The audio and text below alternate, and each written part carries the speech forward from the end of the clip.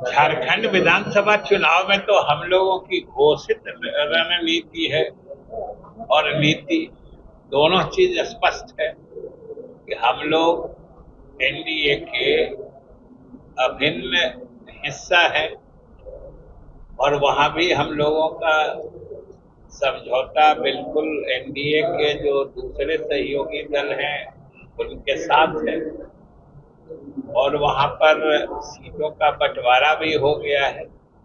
जो कौन सी पार्टी कितने सीटों से चुनाव लड़ेगी और हम लोगों के हिस्से में 2 सीटें आई हैं और दोनों सीटों पर उम्मीदवार भी लगभग तय ही हैं।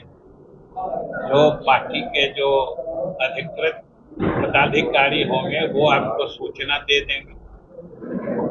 इसलिए झारखंड में जो विधानसभा चुनाव हो रहा है उसमें जैसा कि हमने कहा कि एनडीए के सभी घटक दल आपस में पूर्ण समझदारी के साथ एकजुट हैं और साथ चुनाव लड़ रहे हैं और स्वाभाविक रूप से जब एनडीए के सारे घटक दल साथ समझदारी के साथ लड़ते हैं तो इसके मुकाबले कहीं भी कोई दूसरा दल टिक नहीं पाता है और यही स्थिति झारखंड में होने जा रही है।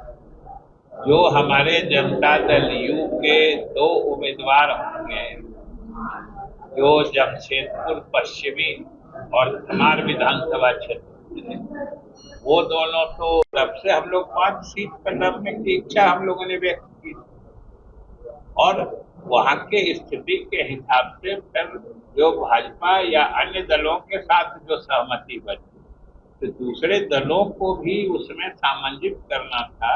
इसलिए अंत में हम लोगों को 2 सीट पर राजी होना पड़ा।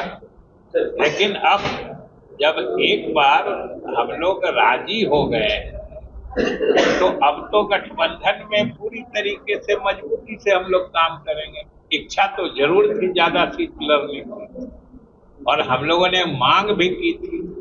हम चाहते थे कि हमारे दल के कई साथी कई विधानसभा क्षेत्र में उन लोगों ने पूरी तैयारी कर रखी और वो मजबूती से चुनाव भी लड़ते। लेकिन जहां इस प्रकार का गठबंधन होता है वहां कभी कभी समझौता भी करना पड़ता है। वो मतलब बृहत राजनीति के परिप्रेक्ष्य में समझौता करना पड़ता है। सर, बिहार में सांसद है प्रदीप सिंह कह रहे हैं कि अररिया में रहना है तो हिंदू ही बनना होगा। अब सवाल है कि ये हमारा संविधान कहता है, हमारी पार्टी कहती है, हमारे नेता कहते हैं कि बिहार के किसी हिस्से में किसी जात धर्म के लोग पूर्ण आजादी के साथ पूर्ण सुरक्षित ढंग से जीवन यापन करने के लिए स्वतंत्र हैं और अगर इस पर कहीं से कुछ कुठाराघात होता है तो सरकार बिहार सक्षम है और वो उस हिसाब से कार्रवाई करती है।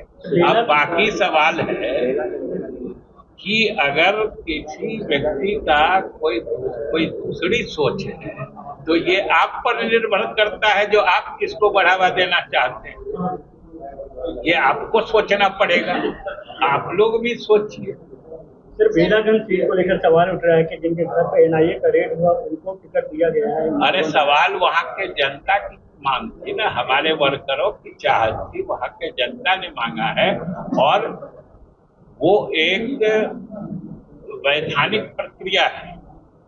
जो जांच एजेंसी है उसने छापा मारा है। अब वो जो तथ्य इकट्ठे किए होंगे उस पर वो अभियोग लगाएंगे, ये अपना पक्ष न्यायालय के समक्ष रखेंगे और जब तक न्यायालय का कोई निर्णय नहीं हो जाता है तब तक किसी को कोई कैसे दोषी मान सकता है।